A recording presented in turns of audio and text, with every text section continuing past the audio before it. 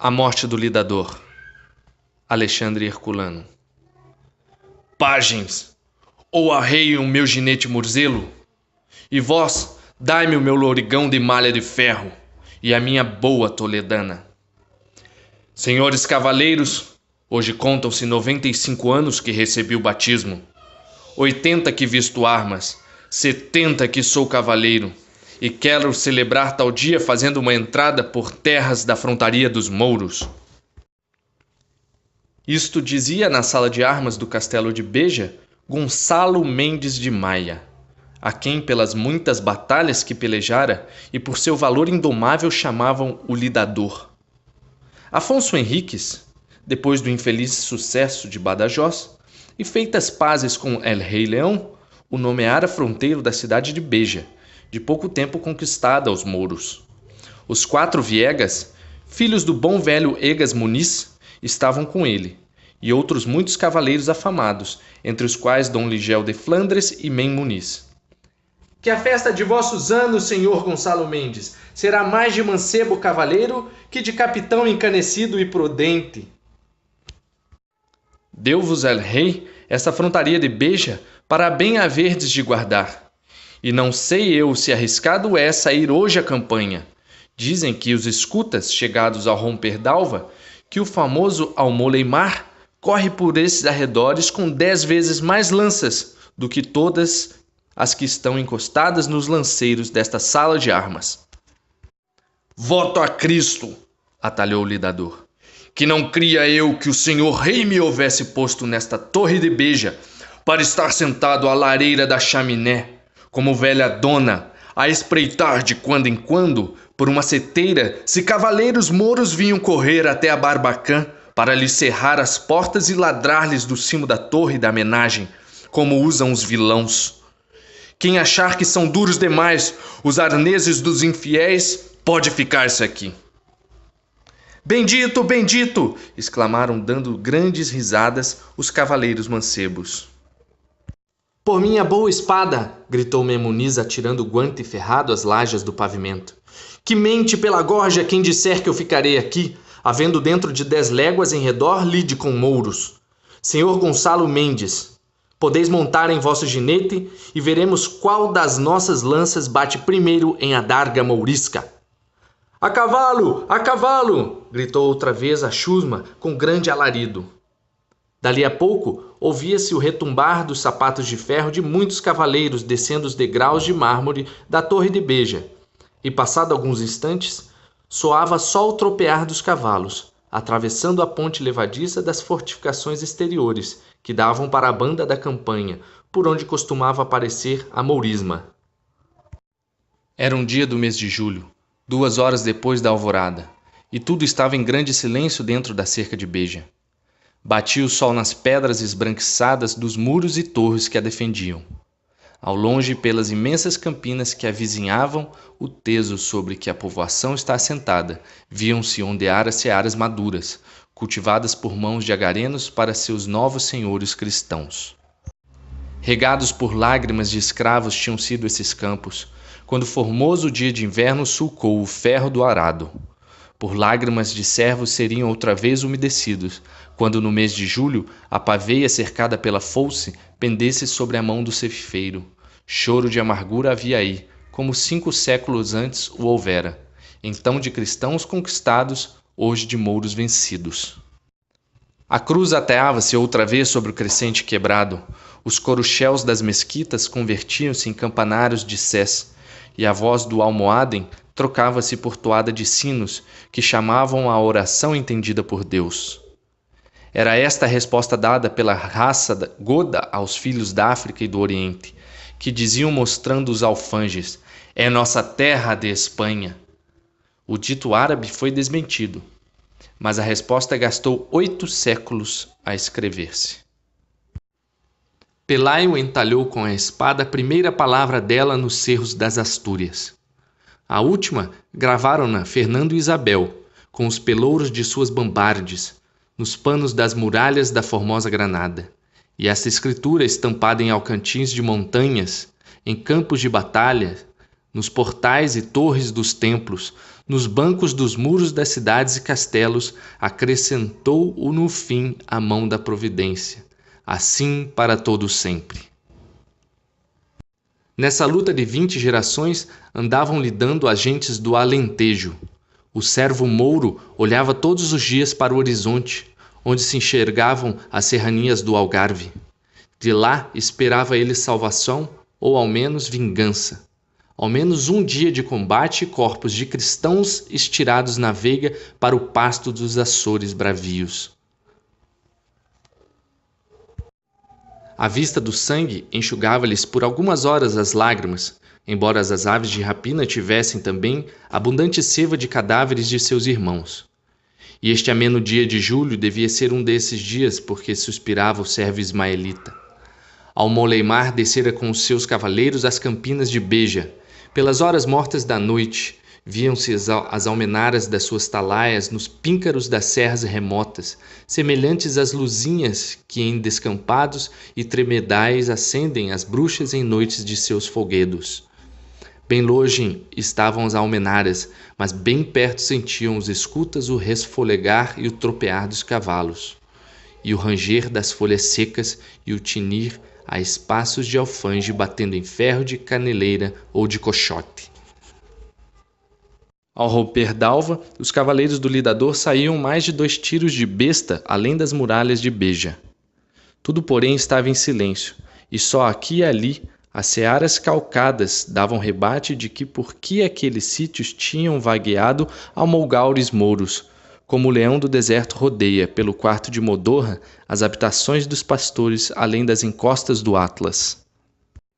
No dia em que Gonçalo Mendes de Maia, o velho fronteiro de Beja, cumpria os 95 anos, ninguém saíra pelo arrebol da manhã a correr o campo, e todavia nunca tão de perto chegara ao Moleimar, porque uma frecha fora pregada à mão em um grosso sovereiro que sombreava uma fonte a pouco mais de tiro de funda dos muros do castelo. Era que nesse dia deviam ir mais longe os cavaleiros cristãos. Lidador pedia aos pajens o seu lorigão de malha de ferro e sua boa toledana. 30 fidalgos, flor da cavalaria, corriam a rédea solta pelas campinas de Beja. 30 não mais eram eles, mas orçavam por 300 os homens d'armas, escudeiros e pajens que os acompanhavam. Entre todos avultava em robustez e grandeza de membros o lidador, cujas barbas brancas lhe ondeavam, como flocos de neve, sobre o peitoral da cota d'armas, e o terrível Lourenço Viegas, a quem pelos espantosos golpes de sua espada chamavam o espadeiro. Era um formoso espetáculo o esvoaçar dos balões e signas, fora de suas fundas e soltos ao vento, o cintilar das servilheiras, as cores variegadas das cotas, e as ondas de pó que se levantavam debaixo dos pés dos ginetes, como se levanta o vulcão de Deus, varrendo a face de campina ressequida em tarde ardente de verão. Ao largo, muito ao largo dos muros de Beja, cai a atrevida cavalgada em demanda dos mouros, e no horizonte não se vêem senão os topos pardo-azulados das serras do Algarve, que parece fugirem tanto quanto os cavaleiros caminham. Nem um pendão mourisco, nem um albornoz branco alvejam ao longe sobre um cavalo murzelo. Os corredores cristãos volteiam na frente da linha dos cavaleiros, correm, cruzam para um e outro lado, embrenham-se nos matos e transpõem-nos em breve, entram pelos canaviais dos ribeiros, aparecem, somem-se, tornam a sair ao claro, mas no meio de tal lidar, apenas se ouvem o trote compassado dos ginetes e o grito monótono da cigarra, pousada nos raminhos da giesteira. A terra que pisam é já dos mouros, e já além da frontaria. Se olhos de cavaleiros portugueses soubessem olhar para trás, indo em som de guerra, os que para trás de si os volvessem a custo enxergariam Beja. Bastos pinhais começavam já a cobrir mais crespo território, cujos outirinhos aqui e ali se alteavam suaves, como o seio de virgem em viço de mocidade. Pelas faces tostadas dos cavaleiros cobertos de pó corria o suor em bagas, e os ginetes alagavam de escuma as redes de ferro acaireladas de ouro que só defendiam. A um sinal do lidador, a cavalgada parou. Era necessário repousar. Que o sol ia no zênite e abrasava a terra. Descavalgaram todos à sombra de um azinhal, e sem desenfrear os cavalos, deixaram-nos pascer alguma relva que crescia nas bordas de um arroio vizinho. Tinha passado meia hora. Por mandado do velho fronteiro de Beja, um almogávar montou a cavalo e aproximou-se à rédea solta de uma selva extensa que corria à mão direita. Pouco, porém, correu. Uma frecha despedida dos bosques sibilou no ar. O almogarva gritou por Jesus. A frecha tinha-se embebido ao lado. O cavalo parou de repente e ele, erguendo os braços no ar, com as mãos abertas, caiu de bruços, tombando para o chão. E o ginete partiu desenfreado através das veigas e desapareceu na selva. O almogarva dormia o último sono dos valentes em terra de inimigos, e os cavaleiros da frontaria de Beja viram o seu trânsito repousar eterno. A cavalo! A cavalo! Bradou uma voz toda a lustrosa companhia do lidador, e o tinido dos guantes ferrados, batendo na cobertura de malha dos ginetes, soou uníssono, quando todos os cavaleiros cavalgaram de um pulo, e os ginetes rincharam de prazer como aspirando os combates. Grita medonha troou ao mesmo tempo além do pinhal da direita. Alá al-Moleimar! Era o que dizia a grita. Enfileirados em extensa linha, os cavaleiros árabes saíram à rédea solta detrás da escura selva que os encobria. O seu número excedia em 5 vezes os dos soldados da cruz. As suas armaduras lisas e polidas contrastavam com a rudeza das dos cristãos, apenas defendidos por pesadas servilheiras de ferro e por grossas cotas de malha do mesmo metal. Mas as lanças destes eram mais robustas, e as suas espadas mais volumosas do que as cimitarras mouriscas. A rudeza e a força da raça gótico-romana ia, ainda mais uma vez, provar-se com a destreza e com a perícia árabes. Como longa fita de muitas cores, recamada de fios douro e refletindo 1000 acidentes de luz, a extensa e profunda linha dos cavaleiros mouros sobressaía na veiga entre as searas pálidas que cobriam o campo. Defronte deles, os 30 cavaleiros portugueses e com 300 homens d'armas, pajens e escudeiros cobertos dos seus escuros envoltórios e lanças em riste, esperavam o brado de acometer. Quem visse aquele punhado de cristãos diante da cópia de infiéis que os esperavam, diria que não com brilho de cavaleiros, mas com fervor de mártires se ofereciam a desesperado trance. Porém não pensava assim Almoleimar, nem os seus soldados, que bem conheciam a têmpera das espadas e lanças portuguesas e a rijeza dos braços que as meneavam. De 1 contra 10 devia ser um iminente combate. Mas se havia aí algum coração que batesse descompassado, algumas faces descoradas, não era entre os companheiros do lidador, que tal coração batia ou que tais faces descoravam. Pouco a pouco, a planura que separava as duas hostes tinha-se embebido debaixo dos pés dos cavalos, como no tórculo se embebe a folha de papel saindo para o outro lado convertida em estampa primorosa. As lanças iam feitas, o lidador bradara Santiago, e o nome de Alá soara em um só grito por toda a fileira mourisca. Encontraram-se 2 muralhas fronteiras, balouçadas por violento terremoto, desabando, não fariam mais ruído ao bater em pedaços uma contra a outra do que este reencontro de infiéis e cristãos. As lanças topando em cheio nos escudos tiravam deles um som profundo que se misturava com o estalar das que voavam despedaçadas. Do primeiro encontro, muitos cavaleiros vieram ao chão. Um mouro robusto foi derribado por Memoniz, que lhe falsou as armas e trespassou o peito com o ferro de sua grossa lança, deixando-a depois cair. O velho desembaiou a espada e gritou ao lidador que perto dele estava. Senhor Gonçalo Mendes, ali tendes no peito daquele perro, aberto a seteira por onde eu, velha dona, sentada à lareira. costumo vigiar a chegada de inimigos para lhes ladrar como alcatéia de vilãos no cimo da torre de menagem. O lidador não lhe pôde responder. Quando Mem-Muniz proferia as últimas palavras, ele topara em cheio com o terrível Almoleimar. As lanças dos dois contendores haviam-se feito em pedaços, e o alfange do Mouro cruzou-se com a boa toledana do fronteiro de Beja.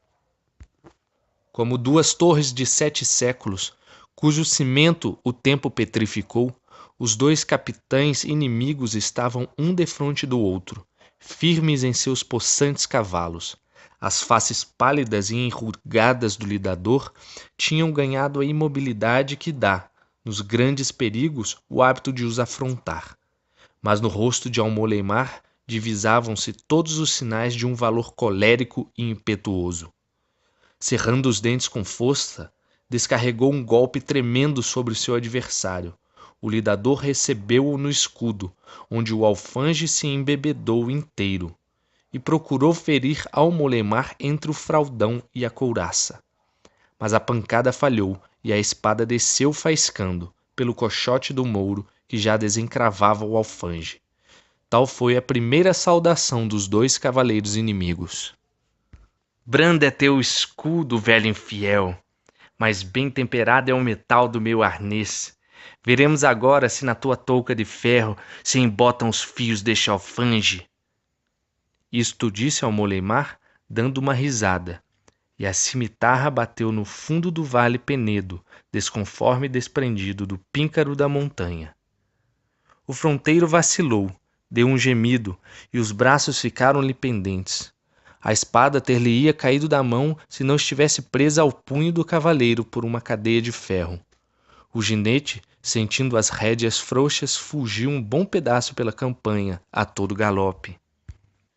Mas o lidador tornou-o a si.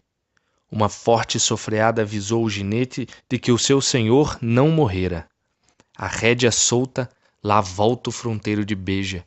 Escorre-lhe o sangue envolto em escuma pelos cantos da boca. Traz os olhos torvos de ira. Ai de Almoleimar! Semelhante ao vento de Deus, Gonçalo Mendes de Maia passou por entre os cristãos e mouros. Os dois contendores viram-se, e como o leão e o tigre, correram um para o outro. As espadas reluziram no ar, mas o golpe do lidador era simulado, e o ferro, mudando de movimento no ar, foi bater de ponta no gorjal de Almoleimar, que cedeu à violenta estocada, e o sangue, saindo às golfadas, cortou a última maldição do agareno. Mas a espada deste também não errara o golpe. Vibrada com ânsia, colhera pelo ombro esquerdo o velho fronteiro, e rompendo a grossa malha do lorigão, penetrara na carne até o osso. Ainda mais uma vez, a mesma terra bebeu nobre sangue godo misturado com sangue árabe. Perro maldito! Sabe lá no inferno que a espada de Gonçalo Mendes é mais rija que a sua servilheira. E dizendo isto, o lidador caiu amortecido. Um dos seus homens de armas voou a socorrê-lo, mas o último golpe da Almoleimar fora o brado da sepultura para o fronteiro de Beja. Os ossos do ombro do bom velho estavam como triturados, e as carnes rasgadas pendiam-lhe para um e para outro lado, enfoltas nas malhas descosidas do lorigão. Entretanto, os mouros iam de vencida. Mem-Muniz, Dom Ligel, Godinho Fafis, Gomes Mendes Gedeão e os outros cavaleiros daquela lustrosa companhia tinham praticado maravilhosas façanhas. Mas entre todos tornava-se notável o espadeiro. Com um pesado montante nas mãos, coberto de pó, suor e sangue, pelejava a pé, que o seu agigantado ginete caíra morto de muitos tiros de flechas e lançadas. De roda dele não se viam senão cadáveres e membros destroncados, por cima dos quais trepavam para logo recuarem ou baquearem no chão os mais ousados cavaleiros árabes. Como um promontório de escarpados alcantis, Lourenço Viegas estava imóvel e sobranceiro no meio do embate daquelas vagas de pelejadores que vinham desfazer-se contra o terrível montante do filho de Ega Muniz. Quando o fronteiro caiu, o grosso dos mouros fugia já para além do pinhal, mas os mais valentes pelejavam ainda à roda do seu capitão moribundo. O lidador, esse tinha sido posto em cima de umas andas, feitas de troncos e franças de árvores, e 4 escudeiros, que restavam vivos dos 10 que consigo trouxera, o haviam transportado para a saga da cavalgada. O tinir dos golpes era já muito frouxo, e sumiam-se no som dos gemidos, pragas e lamentos que soltavam os feridos derramados pela veiga ensanguentada. Se os mouros, porém, levavam fugindo vergonha e dano, a vitória não saíra barata aos portugueses. Viam perigosamente ferido seu velho capitão, e tinham perdido alguns cavaleiros de conta, e a maior parte dos homens de armas, escudeiros e pajens. Foi neste ponto que, ao longe, se viu erguer uma nuvem de pé, que voava rápida para o lugar da peleja. Mais perto, aquele turbilhão rareou, vomitando do seio um vasto esquadrão de árabes. Os mouros que fugiam deram a volta e gritaram: Ali Abu Hassam! Só Deus é Deus, e Maomé o seu profeta. Era com efeito Ali Abu Hassam, rei de Tânger, que estava com seu exército sobre Mertola e que viera com 1000 cavaleiros em socorro de Almoleimar. Cansados de largo combater, reduzidos a menos de metade em número e coberto de feridas, os cavaleiros de Cristo invocaram o seu nome e fizeram o sinal da cruz. O lidador perguntou com voz fraca a um paje que estava ao pé das andas que nova revolta era aquela. Os mouros foram socorridos por um grosso esquadrão, respondeu tristemente o pajem. A Virgem Maria nos acuda, que os senhores cavaleiros parecem recuarem já. O lidador cerrou os dentes com força e levou a mão à cinta. Buscava sua boa toledana. Pajem, quero um cavalo. Onde está a minha espada? Aqui a tenho, senhor, mas estais tão quebrado de forças. Silêncio! A espada e um bom ginete. O pajem deu-lhe a espada e foi pelo campo buscar um ginete, dos muitos que andavam já sem dono. Quando voltou com ele, o lidador, pálido e coberto de sangue, estava em pé e dizia falando consigo: Por São Tiago que não morrerei como vilão de Beetria, onde entrou cavalgada de mouros. Ei-lo, velho fronteiro de Beja. Semelhava um espectro erguido de pouco em campo de finados. Debaixo de muitos panos que lhe envolviam o braço e o ombro esquerdo, levava a própria morte. Nos fios da espada, que a mão direita mal sustinha, levava porventura ainda a morte de muitos outros. Para onde mais travada e acesa andava a peleja, se encaminhou o lidador.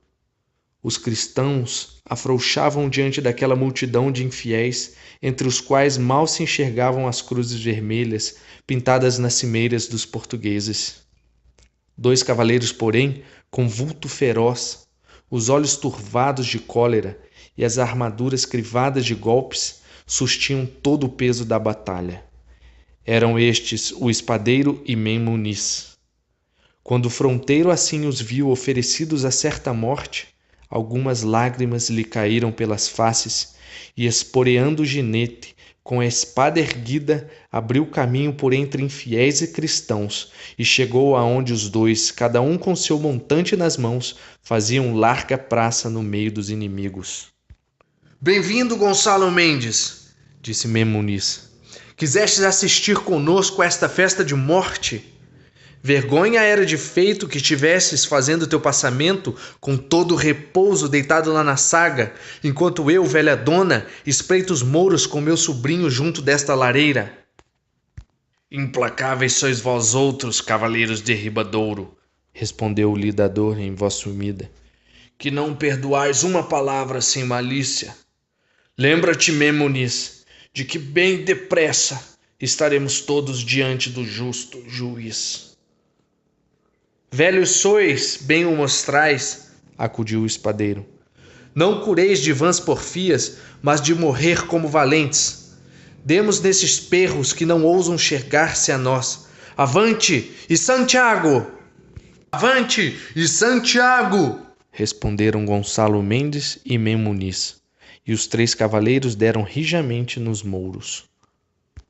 Quem hoje ouvir recontar os bravos golpes que no mês de julho de 1170 se deram na veiga da fronteira de Beja, notá-los-á de fábulas sonhadas, porque nós, homens corruptos e enfraquecidos por ócios e prazeres de vida afeminada, medimos por nosso ânimo e forças o ânimo dos bons cavaleiros portugueses do século XII.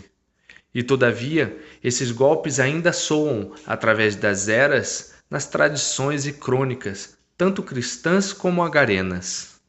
Depois de deixar assinadas muitas armaduras mouriscas, o lidador vibrara pela última vez a espada e abrira o elmo e o crânio de um cavaleiro árabe.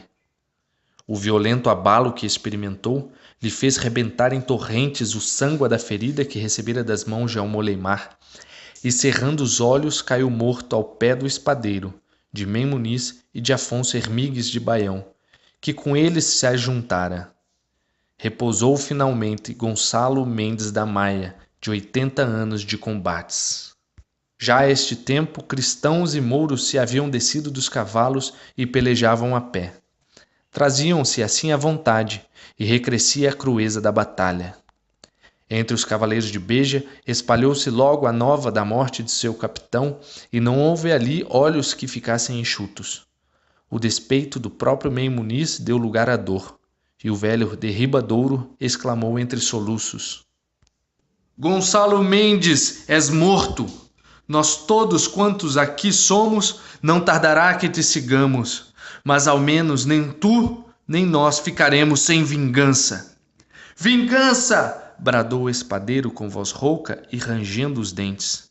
Deu alguns passos e viu-se o seu montante reluzir, como uma centelha em céu proceloso. Era Ali Abu Hassan. Lourenço Viegas o conhecera pelo timbre real do morrião. Tão espantoso golpe aterrou os mouros. Os portugueses seriam já apenas 60, entre cavaleiros e homens d'armas, mas pelejavam como desesperados e resolvidos a morrer. Mais de 1000 inimigos juncavam o campo, de envolta com os cristãos. A morte de Ali Abu Hassan foi o sinal da fugida. Os portugueses, senhores do campo, celebravam com prantos a vitória. Poucos havia que não estivessem feridos, nenhum que não tivesse as armas falsadas e rotas. O lidador e os demais cavaleiros de grande conta que naquela jornada tinham acabado, atravessados em cima dos jinetes, foram conduzidos a Beja.